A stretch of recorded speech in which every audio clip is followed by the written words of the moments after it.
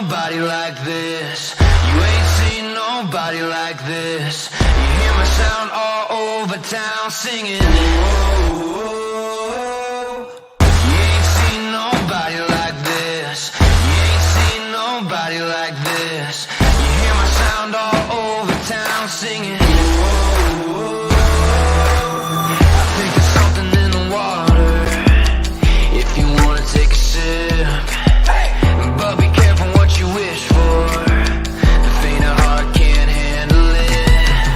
Everybody wants a piece of someone else's prize, but it ain't free, it don't come cheap. Only the strongest will survive. You ain't seen nobody like this. Good evening and welcome to San Antonio Soccer Roundtable. My name is Harry. Joining me tonight is Royce. Sorry if my voice is a little bit off, dealing with some allergy issues. But Royce, how are you feeling this evening? Weather's changing, right? And it kind of sucks. It's something. Yeah. Doing all right. Wow. Apparently my this needs to change. Doing okay. I mean, 4-point week is pretty good. U.S. men's national team, not so much. We'll get to that. Mixed results. Yeah, just kind of an up and down thing. Cardinals kind of got eliminated in the playoffs in the one game crappy. I have no comment on the Cardinals. I will not comment on the Cardinals. That kind of stunk, but how are the Astros doing? I believe they're still swinging strong post according trash to can era. Yeah, no, according to the White Sox, yeah, those trash cans are getting beaten up loud and clear. Yeah, something tells me that the White Sox just can beat them. But that's a whole discussion. I'll get this out of the way. This is my feeling on the whole thing. Number one, the Astros completely lost all credibility with 2017. I need to fix that. That's the first and foremost. The Astros did it themselves. They shot themselves in the foot. They crapped on their own credibility. They don't have credibility anymore. That's it. Number two, the Astros scored 6 runs in the first game, 9 runs in the second game, 6 runs in the third game. They lost one of those games. Yeah, it's not saying they're not cheating. Like I said, they lost credibility, but yeah, for you to say that, they didn't do it in this game where they scored 6 runs again. Yeah, no, you just actually, your bats woke up for one game. So, but we'll see what the Chi Sox do. So, I'll just say this: if cheating has been in baseball for decades, for sure. As long as it's been starting, and give me a second, this is gonna be totally unprofessional. Even your beloved St. Louis Cardinals had a issue. The Dodgers have had issues. The Yankees have had issues. The Red Sox have had issues. The entire sport had issues with PEDs earlier. So where do you draw the line here? But we'll start out. Good Lord, that's still not enough. No, just with the Cardinals thing, it was one guy. And basically what happened was he had heard, so Jeff Lunau, who was the GM of the Cardinals once upon a time, had moved to the Astros. He's gotten hired by the Astros. And Chris Correa, who did time in federal prison, heard through the grapevine that Lunau had somehow hacked into the Cardinal system and stolen basically all of their metrics as far as scouting, how they scout, who they've scouted, and other such information. So Correa apparently took it into his own hand instead of going to the authorities like he should have. That's what he should have done. But instead of that, he decided to do investigation on his own, went to the Astros scouting. This is all, by the way, in court documents. You can find it. It's all public information. I'm just saying it's cheap. No. And what he did was he decided to check out the Astros scouting network to see if there were any similarities between his and the Astros. The password was Eckstein 123 or something like that, which Eckstein was a Cardinals player at the time. And that's when he was like, okay, this is weird. And then he figured out supposedly what he told the feds was it was the same thing. They had stolen Cardinals' proprietary information, but he couldn't prove it, and the feds couldn't get a warrant on it, so they didn't want to do that, and they just brushed it under the rug and said, Correa, you hacked. Like, no, what he did was illegal, and he did time for it. Was it the whole team? No, but from what the feds had concluded, from what he had concluded, something was stolen, but because the feds didn't want to get a warrant on it, nothing was proven, and everything was just, okay, you get your 4 years, and we're just going to brush it all under the rug. So that was the beginning of that. And now, Jeff, now we go to today, and Lunau kind of got a slap on the wrist for the whole trash can scandal and yada, yada, yada. So, yeah, that guy doesn't really have a good track record when it comes to honesty. So that's your guy, Astros. That was our guy. I'll admit that, but not anymore. Yeah. So anyway. Moving on to UTSA. I'll probably start the show with UTSA and probably end the show with UTSA. But fair.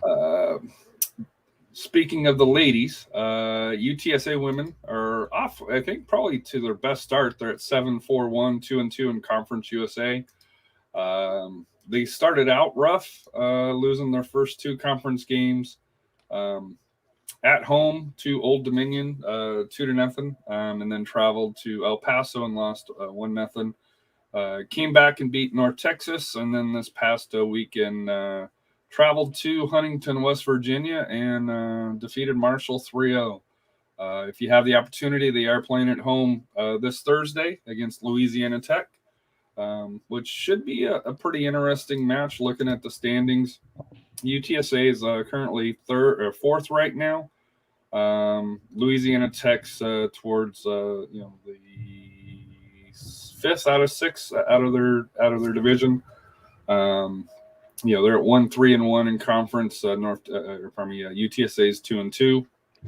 So an opportunity to move up, but then on the weekend they do play Rice, which is leading the West for that here. So if they could upset that, they could be moving up the playoff, possibly into the playoffs or conference championship games for that here. So Coach Pittman's got them headed in the right direction for that here. So moving on to UTSA. Interesting week. You mean SAFC? Or pardon me, SAFC, pardon me. Yeah, I was going to say, we just went over UTSA. Yeah, interesting week. Dare I say 2 very similar results, but at the same time, very different results. And by similar results, I mean the offense is plugging and chugging, isn't it? For 3 out of the 4 halves, yes. Yeah, questions have to be asked about that second half in El Paso, which I'm sure we'll get into. I mean, at the same rate, they still scored 1 in the second half in El Paso, and if you combine all 4 halves, that's 7 goals in the last 2 matches. That's quite 7 goals in 180 minutes. That's a pretty darn good return. You don't get that kind of clip too often. I mean, a goal every 25 minutes, just about. That's crazy. Over a span of 2 games. So we'll see if they can keep it up and keep that offense hot through the playoffs. But if you want to stop at the highlights and kind of discuss it, let me know. But this is courtesy of YouTube and USL Championship. The highlights that they put out here. We're going to start out with the El Paso match here. Yeah, and I mean in the first half, and what you're going to see basically here is the high press and the high pressure that SAFC normally puts on with the midfield and everything. This is it working to perfection. It is the high press, just pressuring El Paso off the ball. Should have almost scored right there. Oh my goodness! Yeah. And then what a play by the defender by El Paso, or else that would have been in as well. Yep.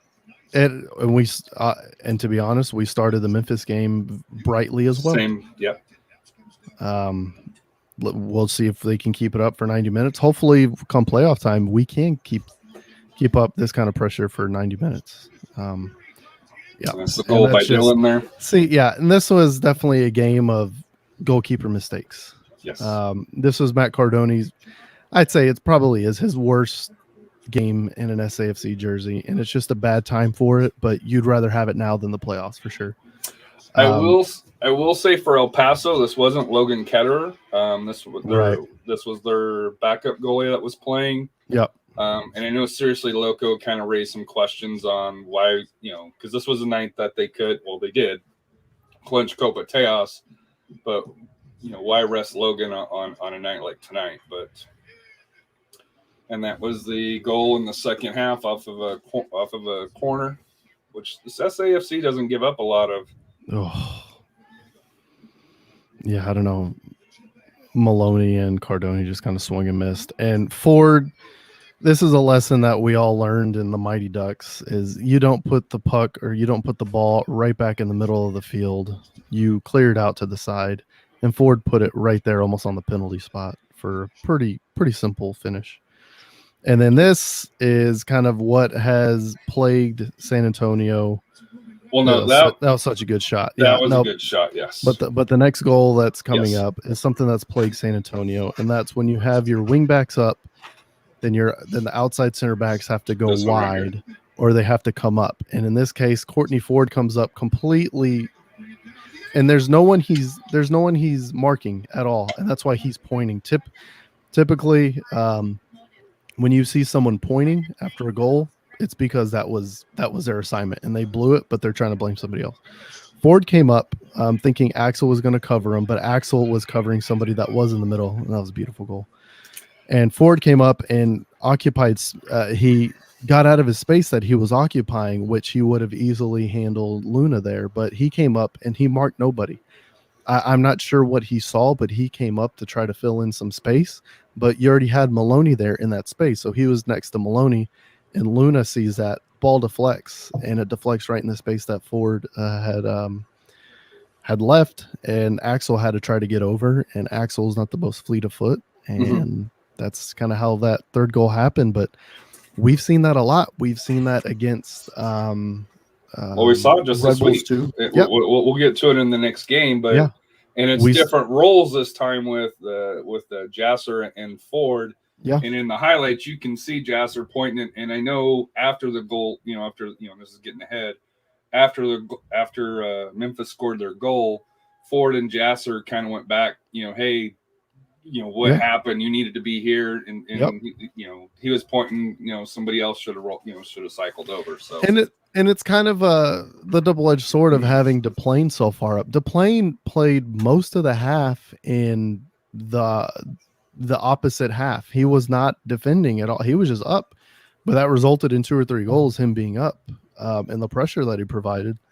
But it definitely gave away that goal, and Ford and Jasser just didn't communicate. That was pretty obvious. Nobody marked Kyle Murphy at all. Nobody. So, and that was the problem there. Yep.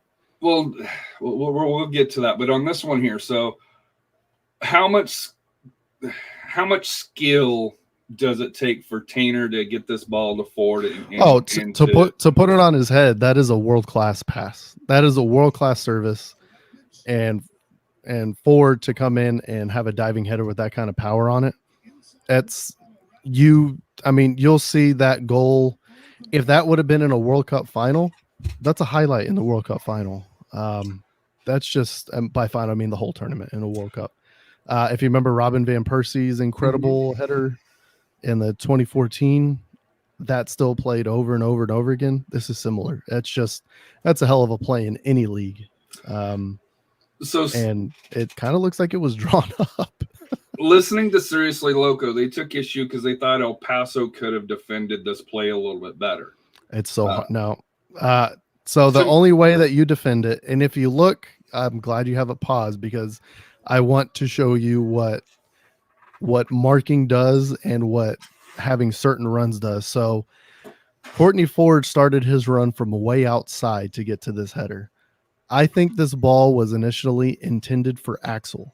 I don't think it was a set play to go to Ford, even though if it was, that would be incredible. Axel is right in the middle. He's your tallest guy. He's much taller than everybody there. El Paso even has their number 9 defending, who's also tall. That ball I think is supposed to go to Axel. It goes over Axel's head. Well, as soon as that pass is made, Ford gets on his horse and he's trying to go over there to look for a rebound. It stays in the air, and I think that's why. That's obviously why the goal happens. But the left back there for El Paso, that's why I don't think he's marking Ford that well. Is he is not expecting that at all. Not at all. That ball is supposed to go to Axel. It goes over Axel, but Ford is there because they know where the ball's going to be. It's going to be in a general area, and it just happens to be there. And that's a hell of an individual play by Ford. It's a and I think it got the goalie off. Oh, for sure. It was out, and I mean, it was wide. And like I said, this is the game of goalie mistakes, and each goalie made 3 huge mistakes, and it ended up being 3-3. So, and like I said here, that video is courtesy of YouTube and courtesy of USLChampionship.com for that here. So, to me, my biggest takeaway from this match was, did we I don't want to say park the bus, because I don't think we parked the bus, but we stopped the press. And even, Coach Marcina, after game, said, hey, we stopped pressing. And my thoughts is, well, why did we stop pressing? Because the game changed when we stopped pressing. To me, El Paso's not a team that you can set back and just absorb their pressure, because they've got a lot of talent. We know some of their talent. Luis Solinag's a world-class player. We know that. Diego Luna, he's their Jose Gallegos on the same level. They're they're both great players. They're both going to be going places well beyond this league, most likely. To me, and I love our defense. I think our defense is great, but in El Paso, you had them down. If you could have gone another 10, 15 minutes of that press and then backed it off, I don't think the game ends the way it does. Now, there wasn't, like I said here, Jasser got subbed off, at half, and reports have kind of leaked out that, that might have been a little bit of an injury, just to, kind of, rest him up, protect him a little bit more. And Axel came in, and Axel's solid. I know you and I got into it a little bit on, hey, would Jasper have made a difference, over Axel on there, and I think kind of going back and watching it, probably not. Mm-hmm. But to me, your thoughts on the tactics of the second half, because they're right in the first half. There's no argument they were right in the first half. Right. My assessment of the match was, it's an outlier. I mean, obviously a 6-goal match between these two teams is going to be an outlier no matter what. The goalkeepers just made mistakes that they normally don't make, which is huge. That was a huge factor in this match. Another thing, this was a midweek game, yes, so both teams weren't exactly the freshest, and that's why I think SAFC going in and playing that first half as well as they did, mm-hmm. and the second half didn't, was very indicative of, they've just played not even a month ago. They just played, 2 weeks before this, mm-hmm. 7 games in 21 days. They're pretty tired. They need to rest, and I think this should have been a wake up call for Marcina to rest some players. Mainly the midfield and the defense, which you're seeing now. Unfortunately, PC, he was out, looks like possibly with an injury. But Cam didn't play most of the match against Memphis. Abu was out there. But I think the biggest difference was the midfield. We lost the midfield against El Paso, and they were just in our breadbasket the entire second half, just about. And I think that's exactly what happened there. Was we lost the press. We lost a lot of energy. The forwards lost a lot of energy. I was happy to see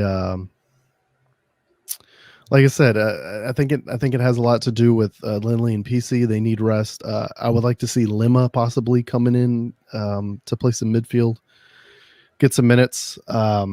I definitely want to see Hoppy out. Hopefully he's all right. He was out for personal reasons from the Memphis match.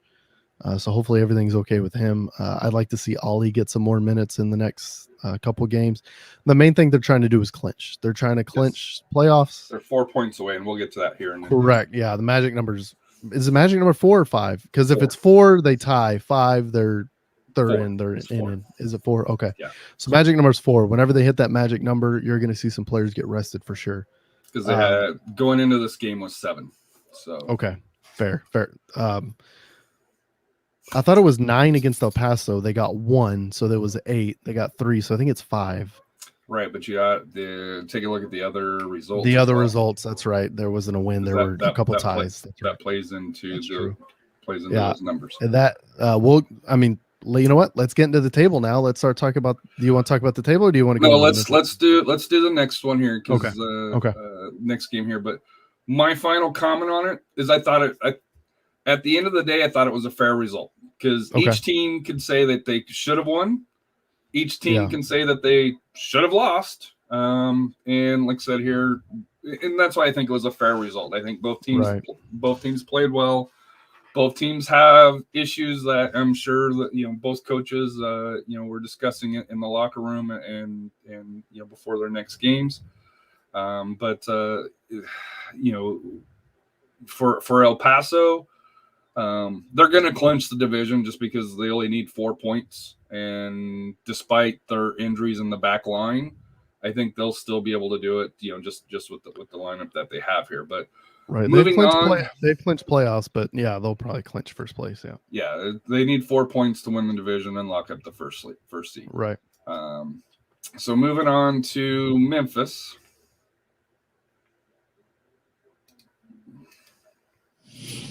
And as you mentioned, we start out very similar, as we did against El Paso. Coming at them. I wish we would start every half like this for sure. I was a little bit worried when the ball got rejected in the first. Yeah, that's not a great start. Valley Sports is a good start for them. Very exciting to see the 3 up top and Dylan, Epps, and Nathan. Yeah, this is Jose's. Dynamic run. And there's Nathan, an opportunity. Cody Cropper is there to make the first big save of the match. And then Nathan is just. He had a hell of a game. Nathan has been. He's been like that for just about the entire season. I will say, when one of the things we've discussed early in the season is, and this is what I always told you, I know Rafa was always real apprehensive and you were always real fearful about the offense never clicking. And I told you guys, whenever they get enough reps together, things will start clicking and they will understand where each other are going to be. This was that game. This was that game where they understand where everybody is. Nathan had a no-look, behind-the-look pass right to Gallegos, who got a shot that should have been a goal. Like, that's just one of those things that early this season, that's never going to come off because Nathan's not sure where he's going to be. Now, Nathan knows exactly where Jose's going to be. He's just going to put the ball there, and Jose's there. This is it. And Epps is the exact same way. Dylan has grown into the role where he is very similar. I want you to also notice something huge here. Look how far up DePlane is. Mm-hmm. That's what I mean. Most of this game, he was up high. He was pressing. And that's kind of why we got burnt on that left side. But at the same time, we put so much pressure on them. We have our normal 3 guys up there. Jose's not even there. Jose's in the midfield in this snapshot. But you have Dylan, you have Nathan, and you have Epps right there. And you have DePlane all the way up. That's only 4 guys. Look how many defenders there are defending him. That's 7 guys. Like, if you put that kind of pressure on any team, it's going to be tough for them to handle. And to even almost score a goal out of that situation, that just shows you how dominant SAFC was in this match. Okay, go ahead. And I'll say this. The reason why I paused it here is, where we see it on 114, in the north end of the stadium. Oh, Lord. Yeah. Dude, the video doesn't do this shot justice. I'm telling you, this was a wicked shot. It had the curve. If it would have went in, it would have been a goal of the week shot, because you know, especially if they would have had it from the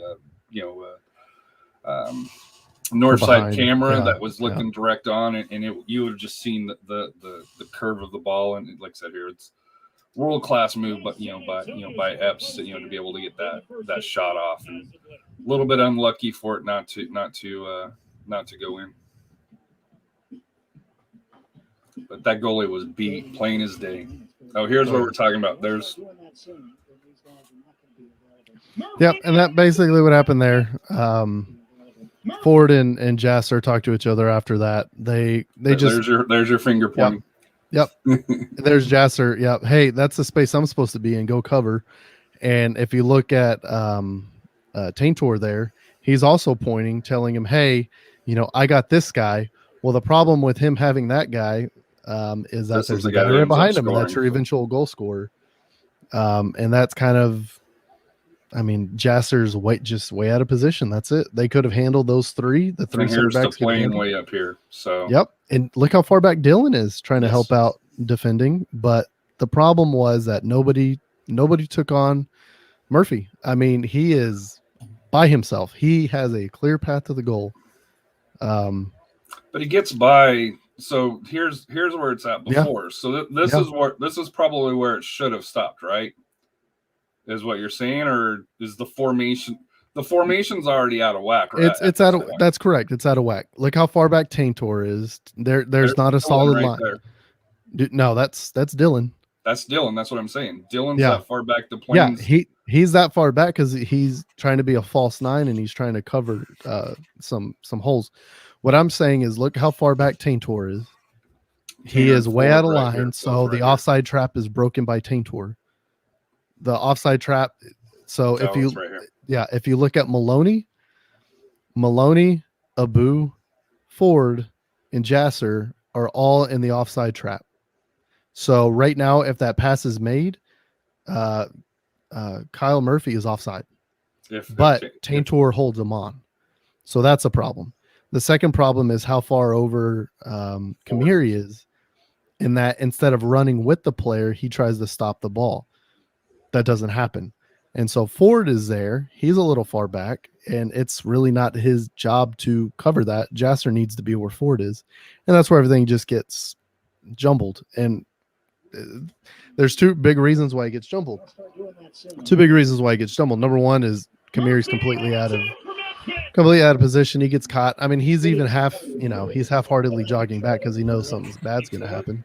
The second thing is Taintor completely killing the offside trap. So those are two big miscommunications that they can work on. But in that case, it did not work, and it was bad. And you saw a similar thing happen in that El Paso match for the go-ahead goal for El Paso. For Luna, yeah. Luna's goal, I thought, was a little bit. It was fortuitous. It was fortuitous for El Paso. There was once it was just like the New Mexico goal when they won 1-0 at Toyota Field. Just a freak bounce that went their way. Yep. That's it. In that entire match, most of the calls, most of the bounces went New Mexico's way, and that's why they won that match. In this game, it was pretty much the complete opposite.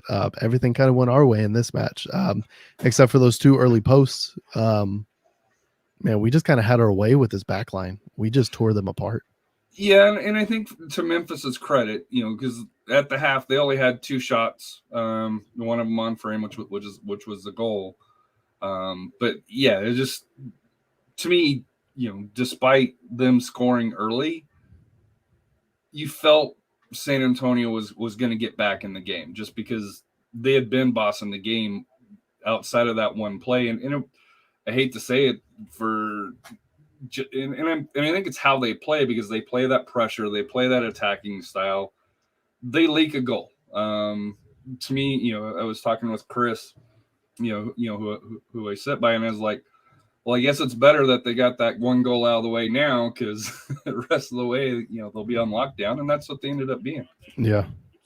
And then here's Jose's goal with a nice assist by DePlane. Yeah. Oh no, so this is exactly why DePlane's way up there, and that's kind of why he's in the lineup. is to be up there and to give service. Dude, Epps just took these guys to school. Oh no, that's Epps being Epps. I'm gonna start calling it that. I know we had another player where we used to say it's Billy just being Billy. This is Epps just being Epps, man. And that's why we signed him from Portland. I don't know why the Timbers didn't give him a contract extension, but man, Epps has been incredible. And the other player that's been incredible that I wasn't expecting too much. So in the beginning of the season, I said Epps was probably going to be a left back or a left wing back. Mm-hmm. Not the case. He's actually a forward. I said Nathan is probably going to be Jose's replacement whenever he goes. That's probably still valid. But Nathan has been, I did not expect him to be this good. Yes. He's been fantastic. I mean, he has double-digit goals now. He leads the team 10. in goals with 10. Yep. Man, kid's great. I mean, he's 22. Epps is 22 or 23. Like, we're still a young team, but a young and exciting team. We'll see. We'll see what happens with Dylan and with Patino. Patino's supposed to come back soon. I saw him. It doesn't look like he's running on the field yet, so he may be come back maybe the last game of the season, second to last. I saw him running on a air assisted treadmill, so that kind of means they're still he's getting his fitness in, but they don't want him to have the full pressure on his on the leg because he did have that stress fracture. But he's at least working out. He's out of the boot and he's getting back to play shape. So, and we've seen a couple of pictures on Instagram with him, training with other members very lightly, passing the ball back and forth. But to me, the reason why I paused it on here is that I don't think anybody's given Nathan enough credit for this here. No. How many times have we seen people leave early? And you can tell on this upcoming goal, him and Dylan, he timed it perfectly because it was, and he waited and then he Dylan, beat the offside Dylan trap. pulled it. Yep, he beat the offside trap, and that finish is just a howitzer. Like, that kid has a man. And then I know Nathan earlier again. we gave Ollie some grief here, but to me he did the right thing. Ollie did exactly what he needed to. He kept his run. No, this was so what he did was he made the two defender. He basically sucked in two defenders with them. The one there was, and this is pause it. Yeah, we're gonna get to this about this. This is such a trash call. call. So real quick, what Ollie did was perfect. If he crosses, he doesn't take a defender with him. They stay with the ball carrier, and he probably goes offside. Him continuing his run, he makes 33 think, and he makes the other center back think, hey, and if you look at the defender even behind them, he's pointing, hey, you go out and you cover this guy. He's going to be too late. So he's pointing. The defender there, the defender furthest in front, sees him pointing, but he realizes, oh, he's going to be too late. I also need to consider if he passes to Ollie. And so he kind of half commits, and this is kind of a thing that'll get you in trouble in soccer. He doesn't really commit to one guy. He doesn't really commit to the other. It's kind of like the option in football. You gotta, somebody has to take out the ball carrier, and that's the quarterback. You've got to take out the quarterback. If you don't, that's an easy walk-in for the quarterback. You don't always have to go after the running back. Well, in this case, the guy gets caught in between and lets the quarterback score. So that's I basically also what think happens here. Ollie's run here keeps, and especially keeps the goalie honest. Honest, where he's got to me, if I thought he was going to pass it because Ollie would have had a clean shot. And this I don't is think anybody was expecting him to pull the trigger like he did. Yeah, this is a perfect case of playing without the ball.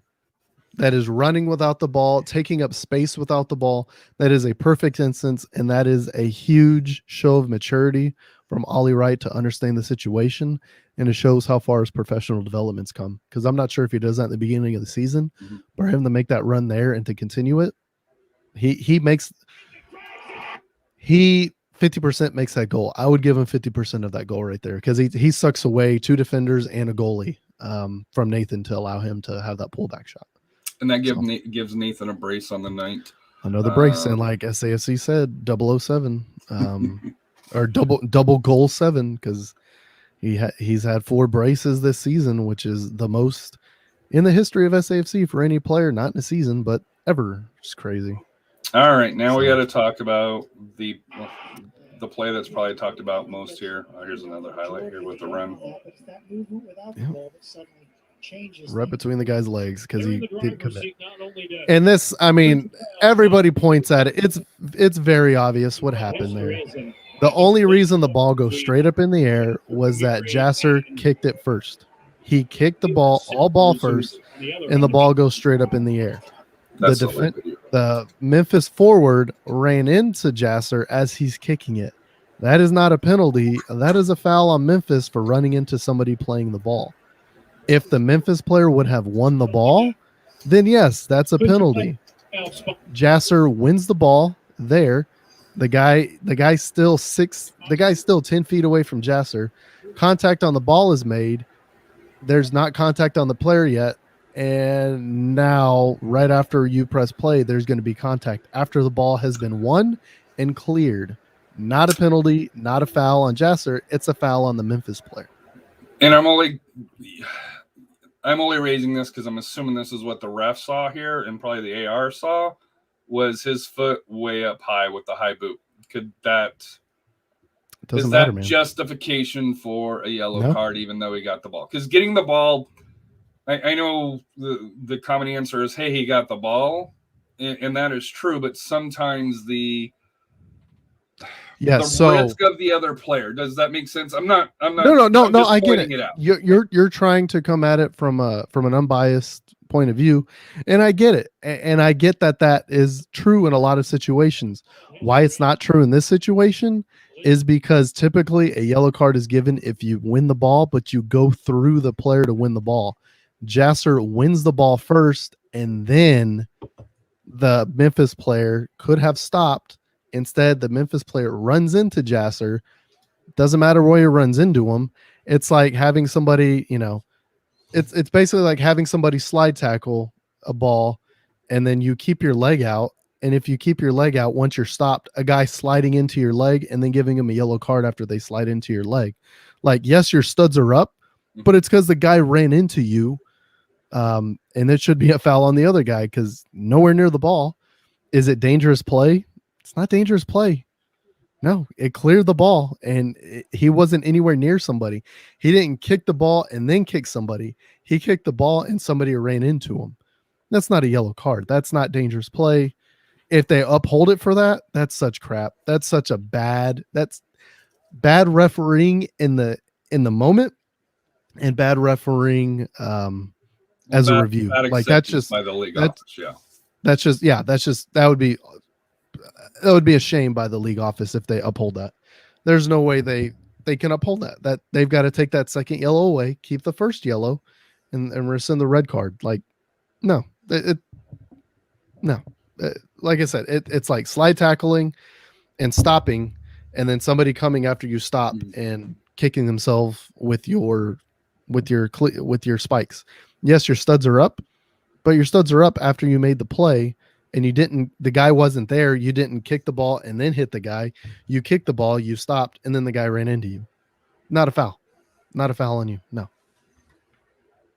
And Matt, I don't know if they upheld it because they have not released a report. Period. Yeah, well, they won't know that till probably the end of They're not going to announce it until probably the day before. Yeah, we may get information on it when Preston releases the early injury report. Correct. If it's gonna go there. Memphis does convert to PK because quote unquote it was a foul in the box. Matt got a hand on it though. He almost had that one. He got two hands on it. It was a perfectly placed. It was a perfectly placed penalty though. So, 1 inch closer to Matt. That's saved, but I mean it was just a perfect penalty. But I mean Cardoni did well to get hands on it. Yeah. So and SAFC walks away with a 4-2 win, and For the futures night, it looked great for that here. So looking at where we're at now, looking at the Atlantic, Rowdies have clinched the division despite the loss. They had a 12-game winning streak, but they went up to Pittsburgh and lost 2-0. They had a rotated lineup here. Riverhounds really needed that because they were, if you look, second, third, and fourth is 3 points, and that's with Miami and Charlotte having a game in hand. Don't sleep on Charlotte with all the talent that they've got. Christian Fuchs and others. They have a quality club, so don't be surprised if they possibly move up to number 2 in the Atlantic, and if they do finish in that 4th seed, Louisville Independence will be must watch. Yep. Hartford, Red Bulls, Loudoun, season's over. Charleston staved off elimination at this point here, but they don't have much room left to give. So they're most likely season's over. Out in the Central, Louisville, Birmingham's going 1 and 2. It'll probably go that way. Tulsa, who we play next, fighting. Sorry, I will say on that last screen, Pittsburgh has clinched playoffs. Oh, did I not have it on there? Oh, No. Yeah, that's right. They did. They have clinched. They have clinched, yes.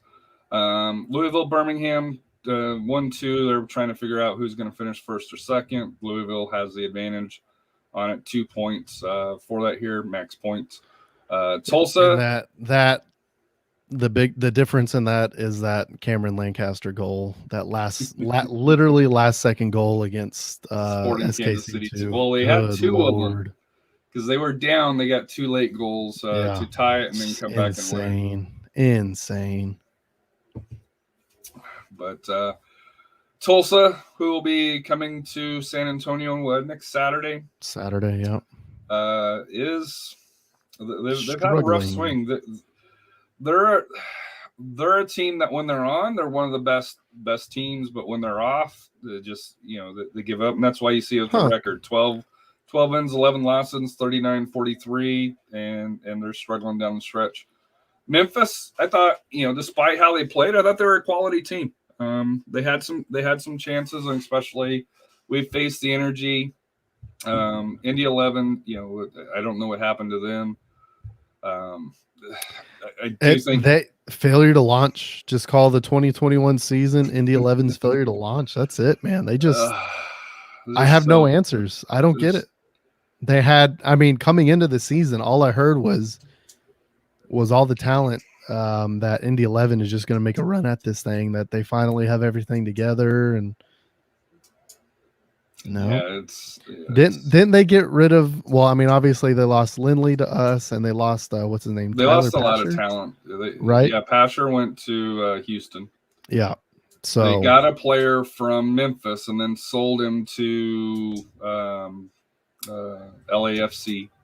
Okay, so they lost a lot of talent. They brought in they did bring in some talent late. Doyle went there. Yep. They signed a couple of players right at the deadline, but they've got no hope.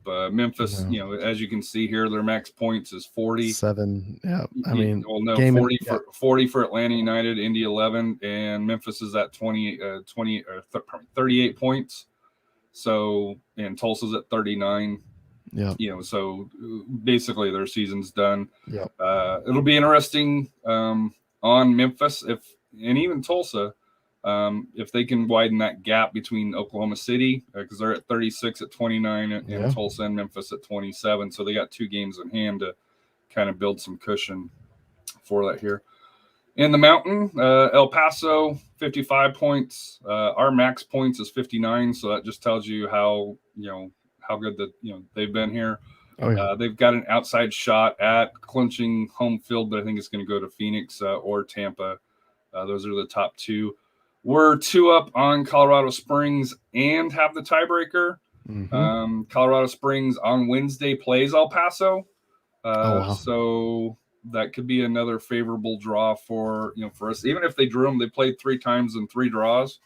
So I wouldn't mind another draw from switchbacks El Paso or flat out El Paso win. Yeah. And the team that just will not go away, Austin Bold, have to be in the driver's seat Once at again. this point. Yeah. Once again, Austin getting hot late and making some moves. I mean, last year they were the almost the Phoenix Rising Killers. So let's see if they can finish the job this time. They do play good defense. Yeah. If there is one team that's what I'm saying, Phoenix may not want to see, and I say may because I think Phoenix, their talent just dwarfs them, but that's most teams in USL. The Bull do play great defense, and they do have a top quality goalkeeper on loan from Nashville. Was it Panchico or Panico? I think it's Panico. Panico, yep. From there here, who's great between the pipes. Colorado Springs, like I said here, they've got. I don't. Their season's taking a downturn after they sold Galena. I mean, they've lost the step.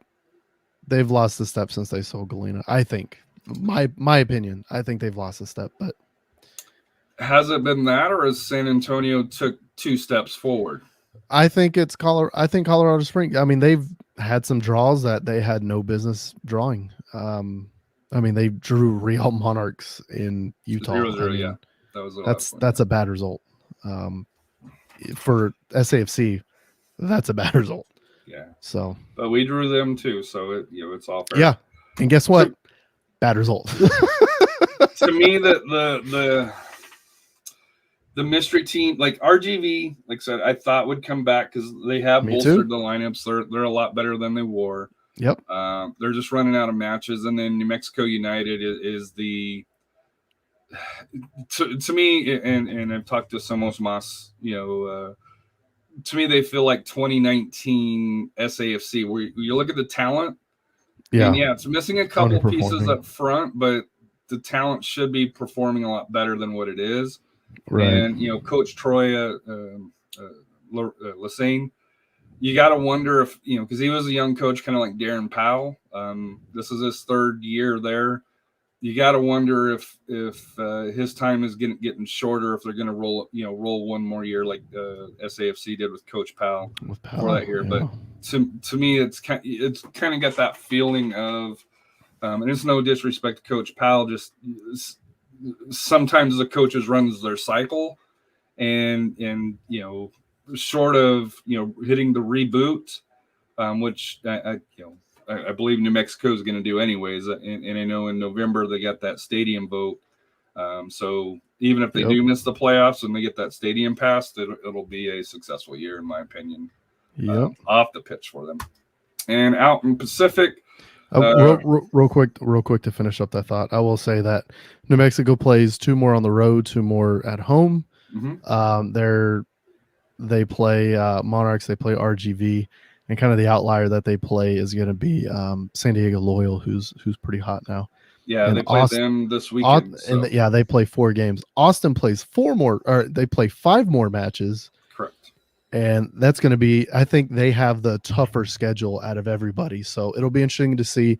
I think New Mexico United has a very good chance of coming back and taking that 4th spot. Austin Bold play Birmingham. They play Real Monarchs. Let's skip that one. They play El Paso. They play San Antonio. And to finish the season, they play Charlotte. That's a tough run for Austin Bold. So there's still a chance for RGV. There's still a chance for New Mexico. is the one that I'm still banking on. You think? Yeah. Well, I haven't looked at RGV schedule. Let me look at RGV schedule. Yeah. There it is. This is great radio. We should have like elevator music. They play Colorado. They play New Mexico. They play Real Monarchs and El Paso. Yeah, they could do it. They're in the position. That's a fairly easy schedule. Besides it, and the El Paso match. The El Paso match is the final match of the season, so El Paso will probably sit some people. So, and I think that New Mexico match is in RGV, right? Yeah, it is. Yep. Which they already lost once there, so I know RGV. I know New Mexico gets us on a Wednesday in at the lab. I still think that's a possible loss for San Antonio, just based on history for that here. But the we may not have technically clinched, but there's no way the top, San Antonio or Colorado Springs is not making the playoffs, in my opinion. Yeah. But you're right. The Bolts, their schedule at the end of the year, just brutal. But that's why they play the games. I didn't think they'd be winning now either. So. Yep. So moving to the Pacific, Rising, cruise control, trying to go for the SSDD, the Supporters Cup to be able to host the playoffs all the way through. Loyal, they've kind of took a turn for the better. I think they've got second place almost locked up. The interesting is Orange County, who at this point would if we finish second, who we would face. They're kind of struggling down the stretch. They were getting boat raced by Defiance. Yes. This last match, they looked bad, and that was not a good look for them. I saw it was Defiance, and they were just having their way, and I had assumed that it was Vegas that they were playing. I didn't even realize who they were playing. No, it was Orange County, and what is happening to that team? What happened? They changed coaches. They've had injuries. It's to me, I question, and I sent this to a in a tweet to Orange County Soccercast is, does Orange County even make the playoffs? Because if you look at it, it's close. LA Galaxy, they're only 2 points behind for third, and if you look at their recent form, they're in a lot better form. The Roots are starting to cool off again after a real slow start to start the season. They've got their act together. Tacoma, they got the win, but they've been so bad. And I think this past week, buried Sacramento because they only have 43 Orange counties could get 52, but at the same rate, I mean that's still only 5 points. Orange County loses a couple matches, Sacramento win a couple matches. That's still possible. But they got to jump these other teams, though. That's the issue. And that's – but, to me, for San Antonio, if you're finishing second, it's very interesting, it's setting up to be pretty effing crazy, isn't it? You would hope you would hit a team that is lulling like Orange County and not somebody coming in hot like if Republic come in Galaxy too. If Republic come in or if LA2 come in just super hot. Oh, buddy. Yeah. Yep. So after the first round, this matters, the seeding of the points here. So looking out in the East, Rowdies, Louisville City, Lou City, Birmingham, Pittsburgh, Charlotte, Miami, Tulsa, Memphis. So obviously, just by the way, for the viewers, Pittsburgh has clinched playoffs. So yes, just Pittsburgh keep has that in mind. Playoffs. Yes. And then out west, and El Paso has clinched playoffs as well here. Rising in first, El Paso second, San Antonio's actually third in total points, followed by San Diego Loyal. Followed by Switchbacks, Bold, and then the Pacific finish up on the bottom two. So what would be interesting is if Switchbacks can get ahead of Loyal along those lines where you could have the top three out of four from the mountain. And like I said here, there's going to be upsets in the playoffs. So there always is. It's a 1 game match. And my call is if Austin somehow makes it, I think Austin has the best chance of beating Phoenix from the West. I really do. I really feel that if that matchup happens again, I think Austin has Phoenix's number. I really do, but we'll see. So looking at the playoffs here, as we speak, this is as of week 25. I didn't update that. It would be El Paso hosting Los Dos, Switchbacks traveling to the Loyal, San Antonio hosting Orange County, Rising hosting the Bold. Out East, you got the Rowdies and Memphis 901, the Legion hosting Miami FC, Pittsburgh and Tulsa, and Louisville and Charlotte. Like I say, that Charlotte matchup would be juicy between them and Louisville. Oh yeah, that would be firecracker. Yeah, that would be awesome. Yeah. But even if let's say even if you switched Miami and Charlotte, yeah, Charlotte against the Legion would be still fun. Still fun. Would be a fun one. But to me, the thing is I don't know if Pittsburgh holds on to that second slot. And I could see Charlotte moving all the way up. And then I think Charlotte handles Tulsa fairly easy. Yeah. And then if that happens, then Pittsburgh and Legion or Pittsburgh and Lou City would be very interesting to do that here. So I do think like the East, that Louisville, depending on where Charlotte ends up, could be a very juicy finish. And then out West, Switchbacks Loyal, that would be that would be a fun match, fun match to watch as well. Galaxy Locomotive, I'm not sure if Galaxy really gives a whole lot for the hair, but they got talent. They're we'll see. I know that's a wild card team right there, because they could show up and just be world beaters, or it's the typical 2 team, just like we saw against Orange County. They could just run roughshod on anybody on any day. But if they don't show up, they don't show up. Just one of those things. So that's where we're at in the USL, land of USL. Any final thoughts on how that's shaping up? It's exciting. Coming to the end of the season, 4 or 5 more matches per team left. It's close. SAFC's in a really favorable position. If those results hold, I can really see us getting to the conference final. Man, it's exciting. It's exciting. We'll see. Normally this is a time of year where San Antonio FC fans don't have fingernails. But this year kind of feels different. So we'll see. It's been an odd year. Even more odd than last year, which is dumb to say, but it's true. Oh, I think last year was kind of more typical, where we got out to that hot start and then. Oh, you're talking about results wise. I'm talking about just in general. Yeah, but for this year, it's kind of been that slow burn where they didn't do poor, but you could tell that the results weren't there at that point. Right. So what happened in the beginning of this season that's never really happened is the injury bug. We were just hurt for the first 3 or 4 months, and everything's kind of coming together late in the season. We had the 16 points out of 21 possible on that insane road trip. Like, that's crazy, and that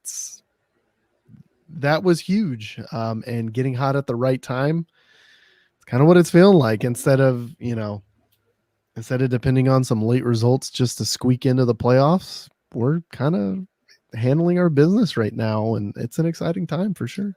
So here is a question here for you. Oh no. What do you do when Patino comes back? Well, I mean, right now we'll see who's hot. That's it. That's what it comes down to. I would like to see Dylan late game because of his size. If you need to chase a goal, Dylan's your guy. I mean, last minute goal against El Paso, that's the dude you want in there. From what Patino has shown, I mean, the last time we saw him was early July or late June. We saw him, he was throwing fists. Fair. But from what we saw in the beginning of the season, his hat trick against Colorado Springs and the game after that with a goal, he's very much a guy who you want starting to be in there to wreak havoc. Yeah, he can wreak havoc like Nathan can wreak havoc. And Gallegos can, as well as Epps. Can you imagine those 4? Oh my. I'm excited. Patino coming back would be huge. And yeah, it would be cool to have Dylan to come on as a late sub if we need him, because he also has the talent. And same with Ollie. This team, I mean, the forward core is it's exciting on this team. It's crazy. There's no holes there. They're all top talents. And here's a question that's more in play now. Sam Gleadle came back, got some minutes. Yeah. You start him over to Plain. I think he's a little bit better. Oh yeah. No, it's Maloney and Gleadle. Those are your two. There's no doubt. There shouldn't be a doubt. That's it. It's Gleadle and Maloney. So what the Plain does, the Plain will do one of two things. He's a center back. The Plain is a center back. He will do one of two things. He is a multi-talented center back where he can go forward and he can help out in the attack, or he can stay back and help defend. He does not have the legs to do both. Gleadle has the legs and the talent to do both. So you want Gleadle out, whichever side you're going to attack on, left or right. And that's kind of the beauty, is you can have Gleadle switch with Maloney and you can completely throw up defenses that way. I have not seen that tactical implementation yet from Marcina, but we haven't seen Maloney and Gleadle on the field together a lot. But you can have that happen in an instant. You can have them switch after, at a throw in, or, there's a goal kick, boom, switch. And once they switched, completely screw up the other team. And you're now attacking on one side, Maloney staying back on the other side, and teams aren't going to know what hit them. So that's exciting to see if that comes to fruition. So the final comment on USL actually has to do with Real Monarchs here. Mm-hmm.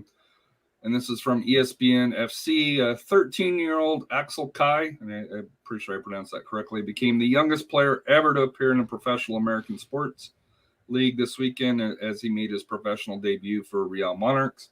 Also, Leo Torres got 45 minutes for Real Monarchs in that 0-0 draw against Colorado Springs this past weekend, which helped us out quite a bit. So awesome to see Leo getting quality minutes. And I know I saw an interview with the Real Monarchs side where, he was talking about, the change from weather and the altitude from San Antonio to Salt Lake City. And then just, how, getting in and being welcomed by the team here. So awesome to see Leo, and I'm sure we mentioned this before, but, wish you luck. But 13, what were you doing at 13 there, Royce? What was I doing at 13? I was living in Katy, Texas. I was winning the district championship in tennis, in doubles and in singles. So you could have went pro, buddy. Yeah, probably should have, because I decided to go baseball and hurt my elbow. So don't do that. So yeah, I mean, that's what I was doing. I was winning my district at tennis. So yeah, I was athlete. So yeah, I was. Yeah, 13, that's crazy though. To turn pro is football and wrestling, and 13. That would have been what, 7th grade, 8th grade, somewhere around there. Yeah, 7th and 8th grade. I did catch a pass as a tight end. There you go. I was one of the slowest guys. I played line, but I could catch. And there you go. The coach put me out and said, "Hey, just run as fast as you can." And everybody saw me leave, and they're like, "Yeah, we ain't covering them." Yep. I caught the ball good 20 yards ahead of everybody, and I didn't score. Unhitch the trailer, son. Yeah. But hey, and in wrestling, I was still learning how to wrestle. We'll say that is such an underrated sport, and there's so much nuance that goes into it. It's insane. And I don't understand why Northside doesn't have it. To me, it's a great outlet for young men and women. Northeast has got it. It creates team. It helps develop, confidence in yourself. You're right. To me, I think wrestling should be at all levels of high school sports. But yeah, wrestling is one of those sports. I mean, yes, it's a contact sport, but there's some broken bones, things like that happen. But there's no real fear of concussion in that sport. I mean, not like a high impact sport like soccer or a football. And that's kind of a big issue we're having nowadays, are all the concussions kids are having, and it's insane. It doesn't put the complete wear on your body that like a baseball will, with elbow surgeries and shoulder surgeries and knee surgeries. So you can it's just a classic sport. You can get hurt. You know, there's no question. you There's can, no question about I'm that. not saying but you can't get hurt. It's not chess. I went from a 7th grader that lost every match to, by the time I was a senior, I qualified for the state tournament and won a couple of matches. I just missed on medaling, but it's that growth that you can do, and you can take pride into it. To me, I think the biggest market against wrestling, and I don't know if it's so much now, is eating disorders, the the weight loss, along those lines, and you know that's the big negative about wrestling. 100%. Unfortunately, but for me, it was a godsend. It was, I learned, hey, I was a scrawny little kid at 7th grade, and I got rolled every time, but it was something fun, and it was being able to do with friends, and it was a team environment, but yet it was still an individual sport where, hey, if I didn't get the job done, I lost. Along those lines, and then you learn to build it up through there.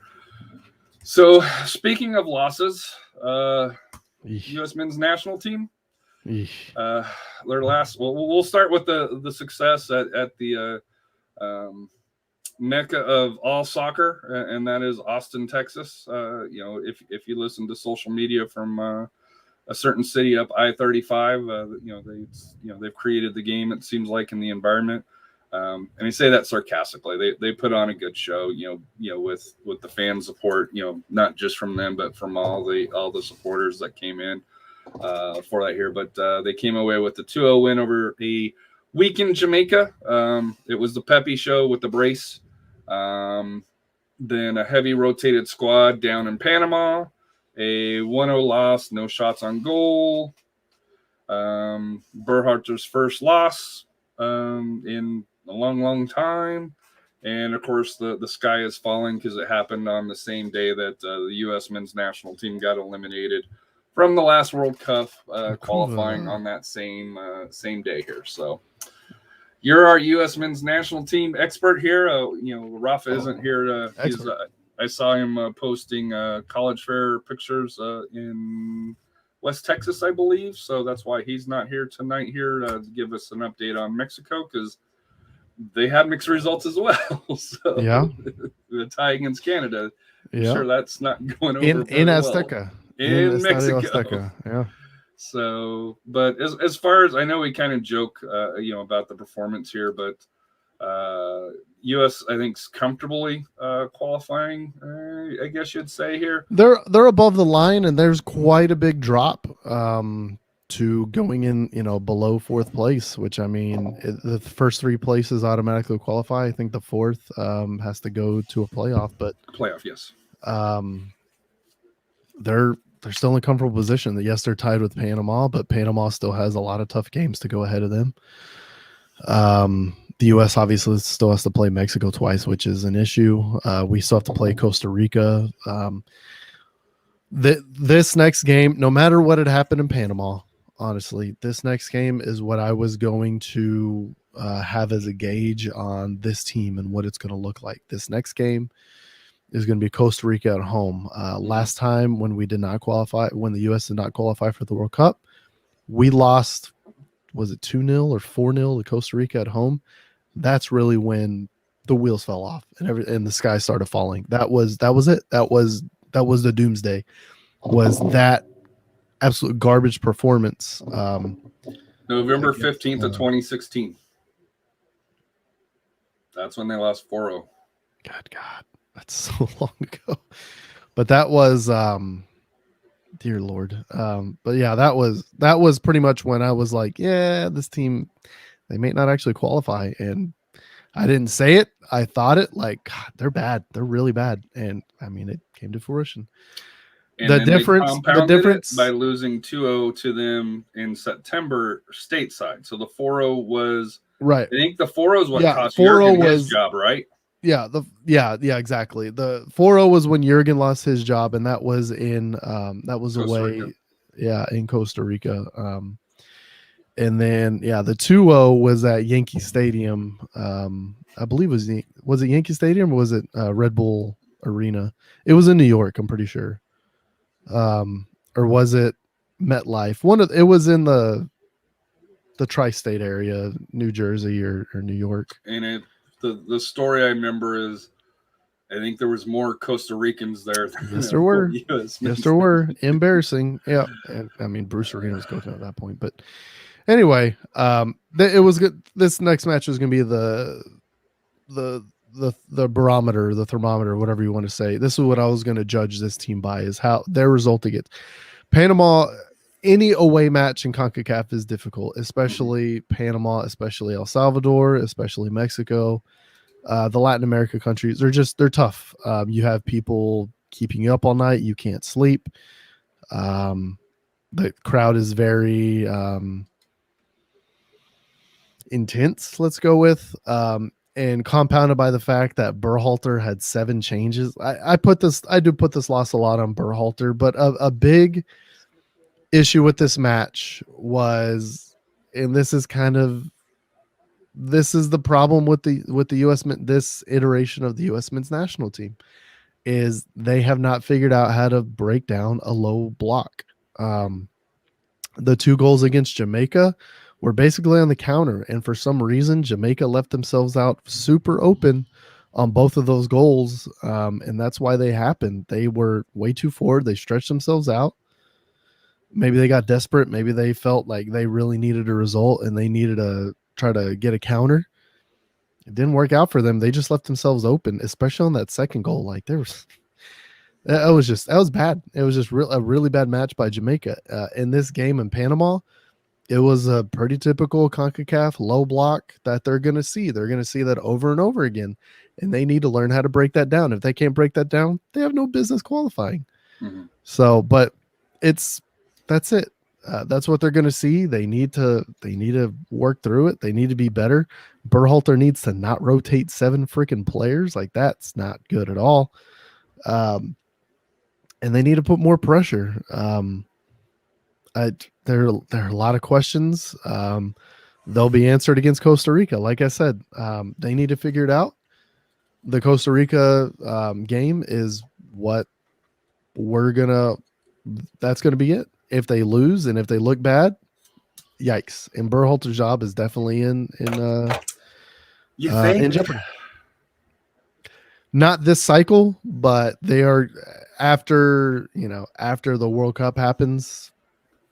If they lose this match and they barely squeak into the World Cup.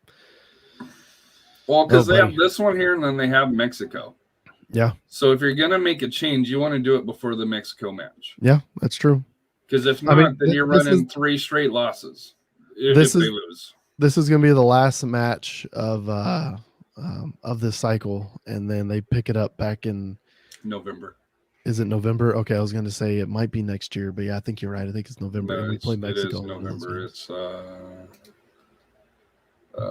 November 12th against. It's a Friday in versus Mexico here. I think that's in Cincinnati.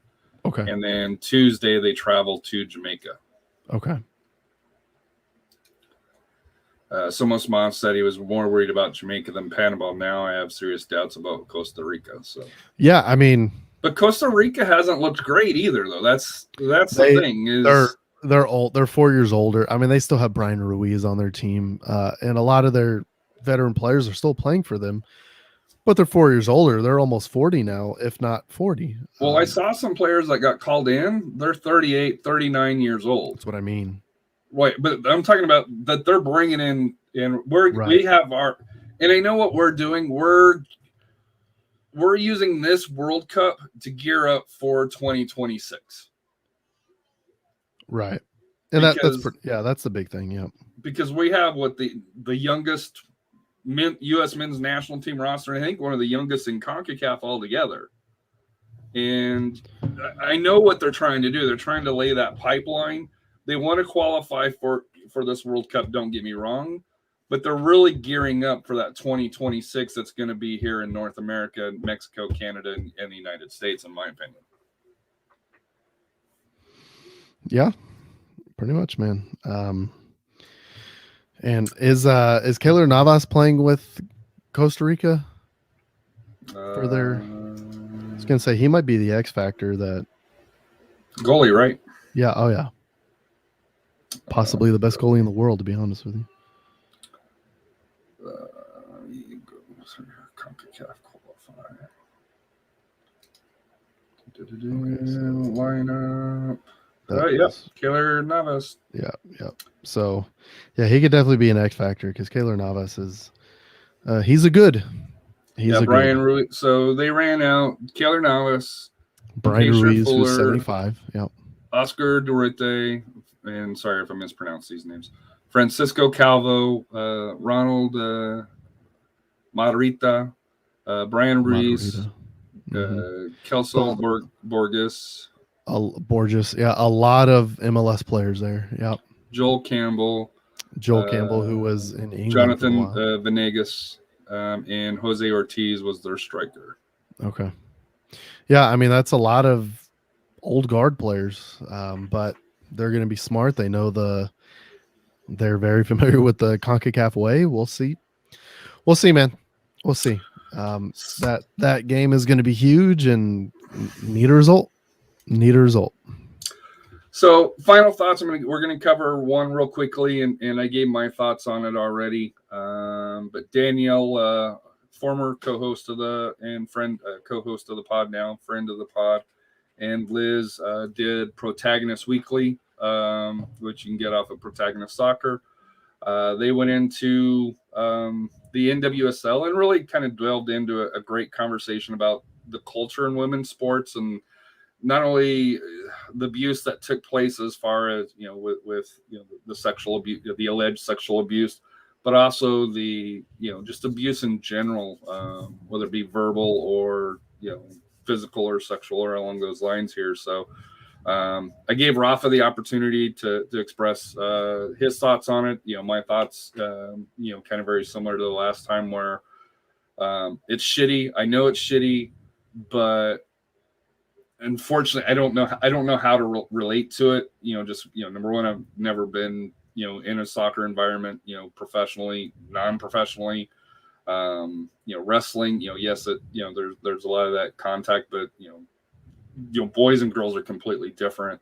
But kind of your thoughts. I know you've been around sports, for a lot of your life here, your kind of thoughts on this touchy subject. That's an unfortunate way to put it, but it's sorry. It's not good, and it's really disappointing. I think the number one thing that I've taken out of this is just disappointed. It's supposed to be the best league in the world, supposed to be the best players in the world, and for them to have to go through this crap, and can you imagine what lower leagues are having to deal with? I mean, this isn't going to be the only time that this happens. I mean, we just had a huge congressional hearing from a lot of the former gymnasts in the U.S. Swimming. Olympic. Swimming also has faced issues with it as well. It's not like it's 2021. We've gone through this Me Too. We're in the midst of the Me Too movement. It's about damn time this crap is fixed. Like it's unacceptable on every level of U.S. soccer. And U.S. soccer, from what we've heard, very much knew what was going on and did very little about it. And that is probably the most disappointing thing. And that's the most damning thing. It's about safety. It's about safety. It's about respect. And these are, supposedly the pillars that U.S. soccer is built upon. And it wasn't there for these players for the last few years. And I'm gonna say this, and I'm not saying that the people it's such a lack of accountability. It's a lack of responsibility. It's a lack of just being a decent human. I mean, on all parts, not the whistleblowers and not the victims, but everybody that knew what was happening. On up to U.S. soccer. I know a lot of people have lost their jobs in the league and with U.S. soccer. There's been 2 women that have lost their job. There has not been any men that have lost their job yet. It's embarrassing. That I can't explain. It's embarrassing. And I'm not saying that the women who are running in WSL and the top tourney shouldn't have been fired. I'm not saying that. Yeah. But this happened well before they were put in place for that here. And I know issues with the Washington Spirit. There's been issues with Racing Louisville, OL Lane. There's been issues, so I don't condone that Portland issue. I guess I got to correct myself because Portland did put on administrative leave one of the VPs that was in run of it, but and they had to because Portland was catching a lot of grief from what we've heard from internal. Yes. Yeah. And I mean, people, good on you, Portland supporters.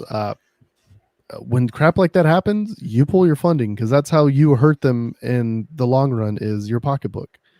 Because I mean, in the end, they're a business. That's the whole reason that MLS is this single entity structure is because otherwise we wouldn't survive financially. And well, if you don't want to survive financially, then shit, I don't got anything for you. I'm not going to give you any money anymore. Just get out of here.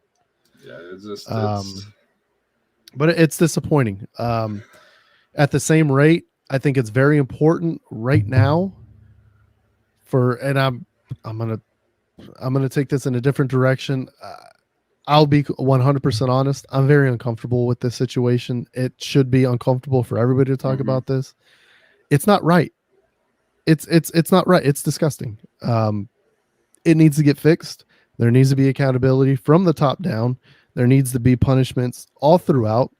And there probably should be a congressional hearing on this, to be honest with you. This is some crap this is what Congress needs to deal with. Greg Abbott, this is what you need to deal with. You need to deal. If you're going to be a leader, go start talking to the Houston Dash and the Houston Dash players about this. Don't worry about some made up, mysterious things that apparently trans kids are going to ruin sports or, some Haitians, their country's going to crap because their president got assassinated and they had a huge earthquake. Don't call them an invasion. Help them out.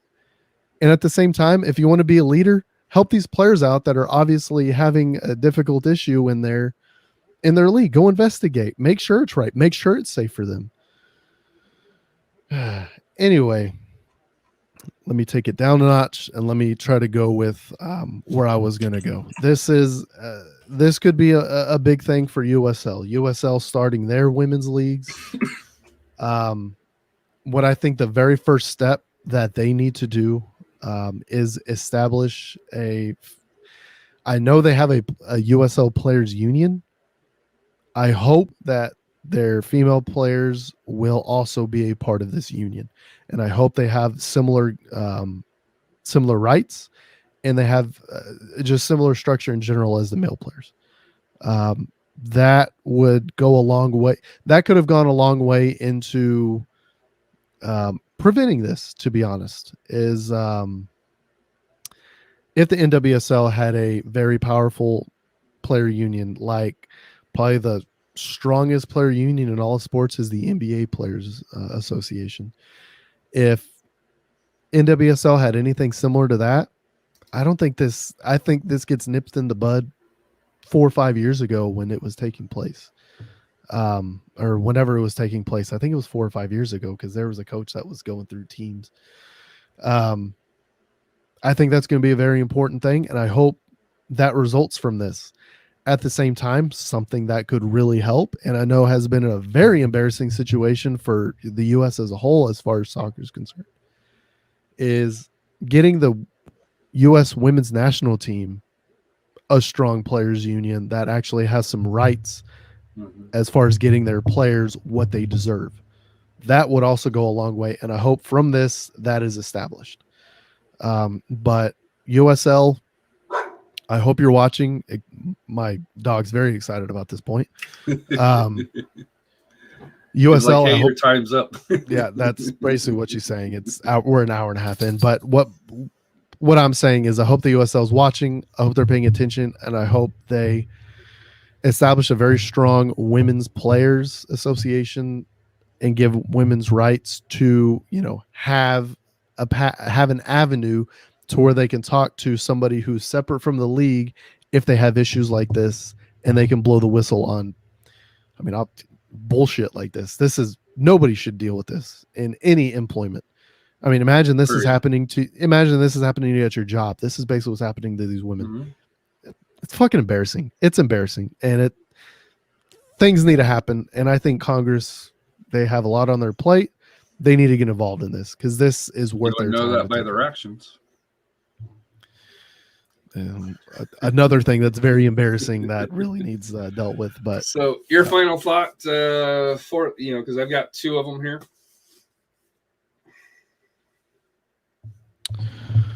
Final thoughts. Let's see.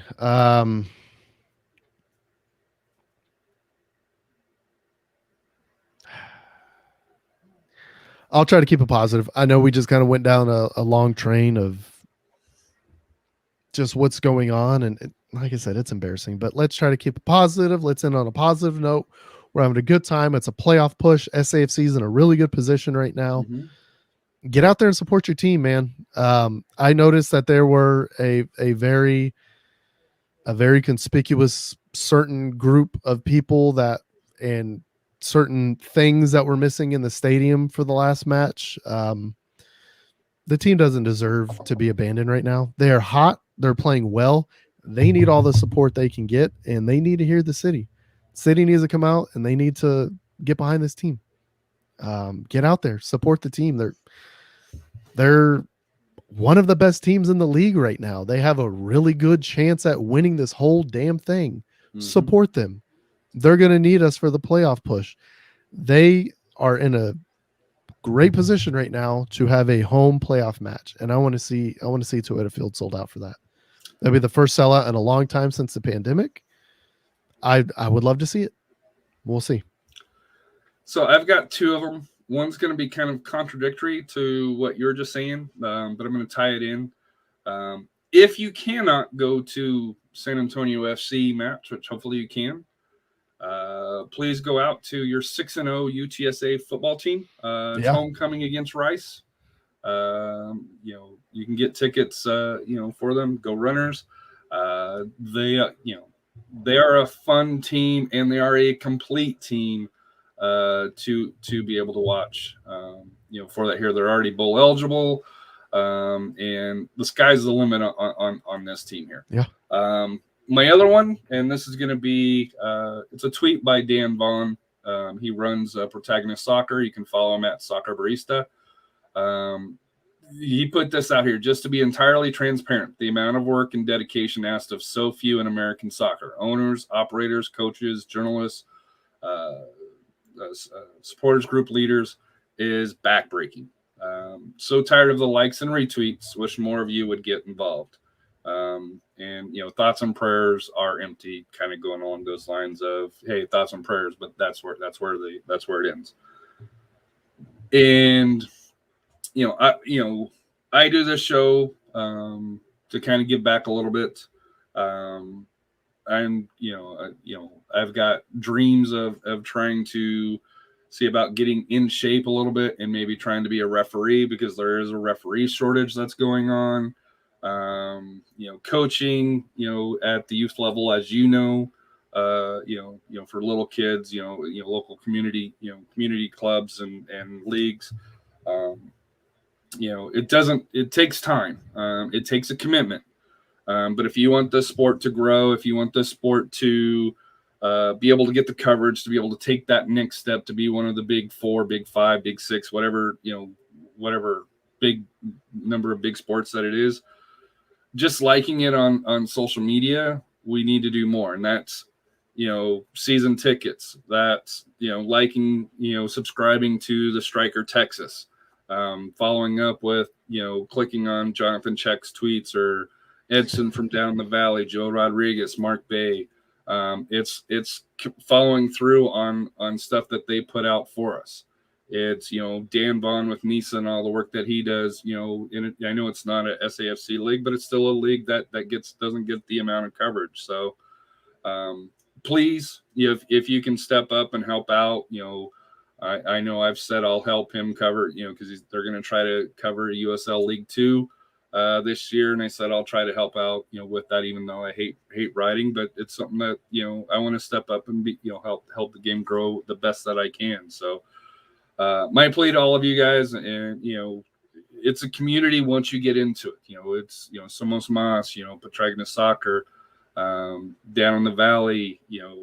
You create a bond with people that follow this game at the lower leagues, and I know with MLS there's that same bond as well. I run in a little bit different circles than there, but I see the same thing that goes up there. So if you love the sport, find a way to give back. Whether it's coaching your kids' team like Royce does, or running a podcast, or doing something to kind of help spread the word. Pardon me. But want to thank everybody for tuning in. We're at an hour and a half here. Like I said, here we got to figure out a way to shorten these. But yep, I know. I had my kid walk in and like, hey, it's the time yet. So also real quick, go watch the new Bond movie. It's so good. How was it? It's so good. It's not what I was expecting. I'll be honest with you. If you're not a Bond guy like myself, it's if you're not a Bond guy, it's probably even better. They broke a lot of molds. There are a lot of callbacks to previous movies, which is cool, but it's not cheap callbacks like when Sam Mendes was the director. There's not, oh yeah, I know the DB5. I mean, the DB5's in it. Spoiler alert. But there's another popular Bond car. There's a lot of music from a previous Bond movie that. Oh, there's a Bond question here for you. Is Craig done? Go watch the movie. I don't know. I don't know. You decide. I will say, as a matter of fact, his contract is up, but maybe, they could renew his contract. Everybody sees that, but go watch the movie. Maybe not. You decide. Go watch the movie. You decide. But it is so much more than I thought it was going to be. I'll go through the Daniel Craig era real quick. Casino Royale, possibly the best Bond movie of all time. And then after that is Quantum of Solace. That starts right after Casino Royale ends. I have always seen Casino Royale and Quantum of Solace as one continuous, like 5-hour movie. And I love watching those two back to back because it's a beginning and a conclusion. The Quantum of Solace ends a lot of what Casino Royale starts, and it's awesome. I love those two movies, but Quantum of Solace by itself, it's not that strong. It has to have Casino Royale to be good. Skyfall, decent. There are a lot of those cheap callbacks to other Bond movies because it was the 50th anniversary. Because it came out in 2012. Dr. No came out in 1962. Good movie though. Spectre, disappointing. A lot of really weird plot points. Blofeld being a brother, really, really weird as a Bond fan. Really weird. This movie ties a lot of that stuff up. It ties basically everything in the Craig era that you ever wanted to end and get tied up. It gets tied up in this movie, and it's great. Go watch it. I want to watch it 2 or 3 more times, to be honest with you. It's incredible. Yeah, good. So go see Bond. Go support your local team, San Antonio FC this weekend, or UTSA football, or if you're watching like Somos Mas is, go support your team. I think they're playing this week at home. If not, I know Somos Mas airs. They play Wednesday at home because we play them at home. Not this coming Wednesday, but the following Wednesday. I know Somos Mas, you can catch them on at Tuesdays around 10 o'clock Central Time. And you can catch us whenever our busy lives allow us to. Yes, schedule has not been kind. I've just started a new job. Rafa's doing college fairs right now, so it's busy season for him. You've got young family and soccer practice. I've got soccer practice as well with AJ. Who won their first game this week. So awesome. I was going to ask you about that off air, but I'm glad we get to talk about it now. So, Rex's team is undefeated and he has converted to goalie and after scoring 5 goals, 3, he scored a hat trick. And he wanted 5. That's so right. Here's the crazy game turn of a toddler. Scored a hat trick in one game. Did not play in the second game because he ran. Oh, no, he scored 1 goal in his second game, but he kept running over to my wife and crying to her that he wanted his mommy. And then the third game, he decided he wanted to be goalie. So I put him in the box. Now, these are 3 and 4-year-olds, so they cannot use their hands. It's only feet. With his feet, he still saved about 4 goals for the other team, where it was like 3 or 4 on him, and he kicked the ball away and cleared it. So showing some promise. Hopefully we can get a really cool tutorial with Jasser Kamari on being a Terminator and just clearing everything. So we'll see how that goes. Or you want him to be goalie and turn into Matt Cardoni? So there are 2 players that my kid knows. My kid just turned 4. There are 2 players that he knows. He sees their number. He sees their face. He knows who they are. And that's Jose Gallegos and that's Matt Cardoni. Those are the 2 that he knows and the 2 that he loves. So, and he's still trying to decide which one he wants to be. If he's anything like me, he's going to be 6'2" and not the most fleet of foot person. I'm fast. I'm not messy, crazy stepping and everything. He's probably going to be closer to Matt Cardoni when all is said and done. So with the facial hair as well, we'll see here. But I have terrible facial hair. He's not going to get a good gene on that. I mean, that ain't going to happen. But there's a future in goalkeeping for him for sure. So we'll see if he sticks with it. But it's been an awesome show. Hope everybody enjoys it. Like I said here, any feedback's always welcome. Please like, subscribe, whatever you listen to. Thank you for tuning in on What's Life Without Goals.